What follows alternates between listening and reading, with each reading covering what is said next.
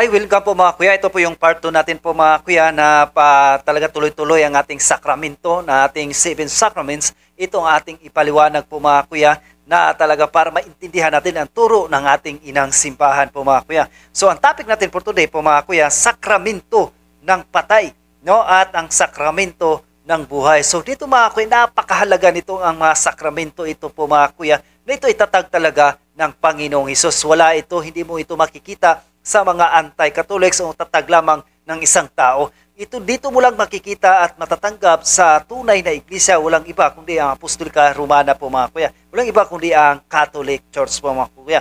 No? Founded by Jesus Christ. Kung sa ibang sekta ka, kung ikaw ay nakikinig ngayon, ay wala po sa inyo ang sakramentong ito. Kaya napakahalaga itong sakramento ito para po sa ating mga tinatawag na sanctifying grace po mga kuya. Ito ay tinatawag na divine mercy, no? Ang grasya at awa ng Diyos para ibigay sa kanyang sangkatauhan. So ngayon, kung alam mo na, kung hindi ka pa rin naniwala sa kakayahan ng Diyos, ay talagang kasalanan mo po yan mga kuya. Sapagkat nag-iwan na talaga si Kristo, ito ay tinatawag nga mga sakramento po mga kuya. Magkaiba yung sacraments o sacramentals. Ang sacraments, ito ay tinatawag na 7 sacraments. Ito nga isa-isahin po natin mga kuya. Ito yung part 2 natin ngayon. Ano ba ang sakramento ng patay at sakramento ng buhay? Dito po natin alamin po ngayon sa araw na ito. Ang tanong, ano bang sakramento ng patay?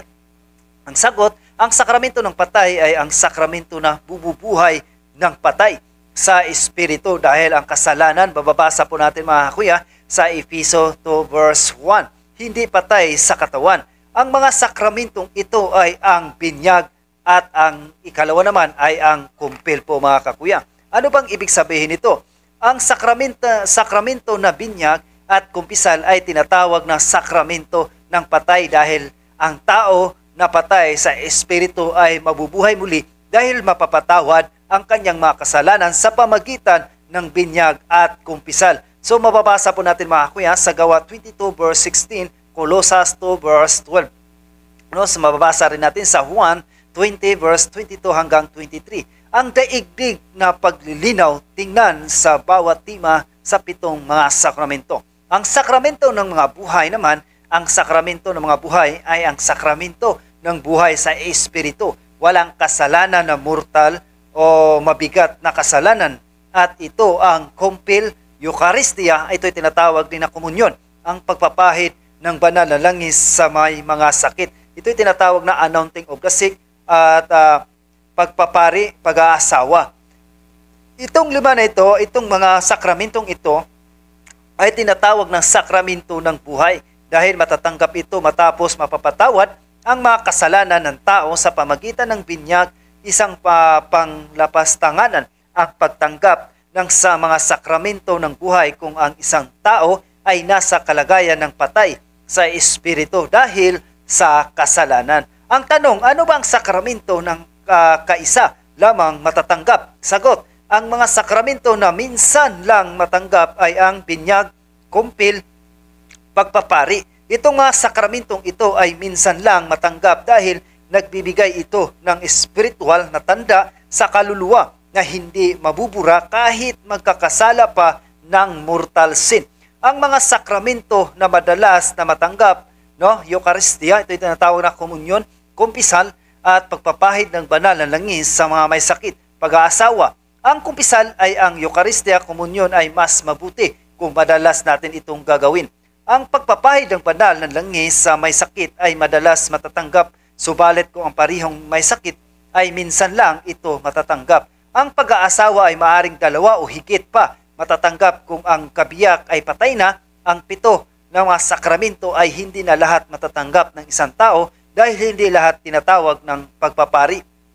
Hindi lahat mag-aasawa, hindi lahat mamamatay dahil sa sakit. Ngunit kahit ang 7 sakramento ay hindi lahat matatanggap ng isang tao, matatanggap pa rin niya ang buhay na walang hanggan. Basta natanggap na niya ang sakramento ng pasimula. Ito ay ibig sabihin na binyag, kumpil at Eucharistia. Ito yung natawag na komunyon. Dahil sa pamagitan nitong mga sakramentong ito, ang isang tao ay ganap na nakaanib sa tunay na iglesia ng Diyos. Walang iba kundi ang Simbahang Katolika. So napakahalaga talaga po mga kuya itong ang sakramento na ito po mga kuya. Ito ay patay ka at may mga sakramento talaga na bumubuhay.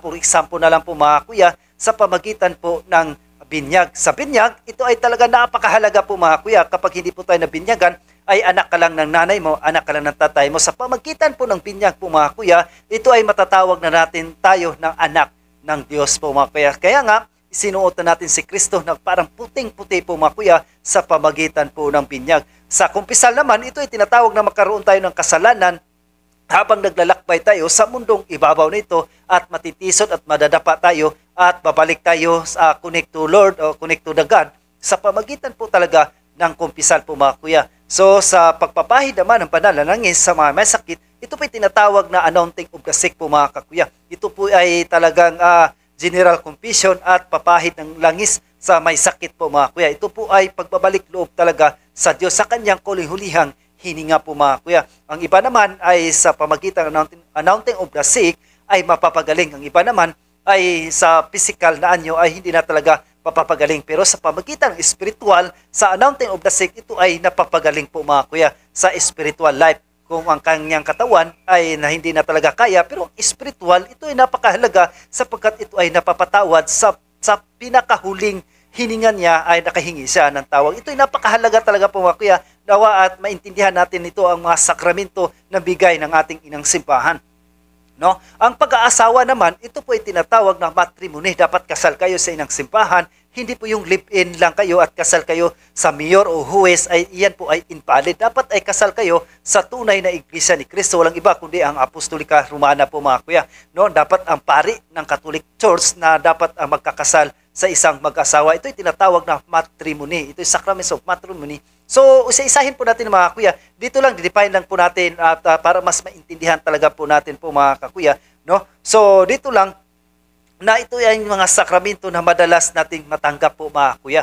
No? So, dati kang patay sa kaluluwa, sa pamagitan nga ng binyag, no, mga kuya, kumpisal, ito ay bubuhayin ka ulit. Ito ay sa pamagitan po ng spiritual life po mga kuya, hindi po sa physical. No, sa ating pinag-usapan kasi mga kuya, spiritual, patungkol po to sa pang-spiritual life po mga kuya. So muli, maraming salamat at magsaliksit po talaga tayo po mga kuya para hindi po tayo madinggoy sa iba't ibang aral na tatag lamang ng isang tao. Muli at ako nagpasalamat sa inyo at God bless at maraming salamat po sa inyong lahat po mga kakuya.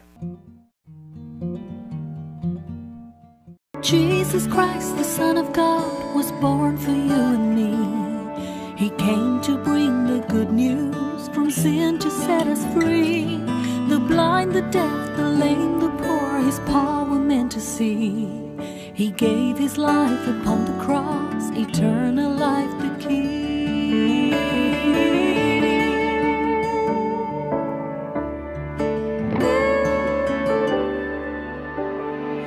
He broke bread and shed wine before His agony. We share the body and the blood in His memory. To make His message known is our responsibility. So here we are to pledge our lives to the Lord of eternity.